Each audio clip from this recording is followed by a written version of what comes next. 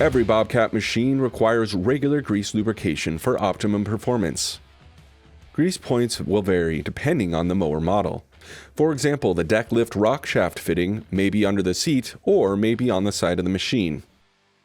Look up the serial number on my machine and reference the operation and maintenance manual for intervals and grease point locations. Record the operating hours at every interval. First, wipe the fitting before you pump in grease, as to avoid forcing grit and dirt into the fitting. Always use gloves and safety glasses and keep towels on hand. Squeeze the trigger or pump the handle slowly and watch for grease coming out of the joint.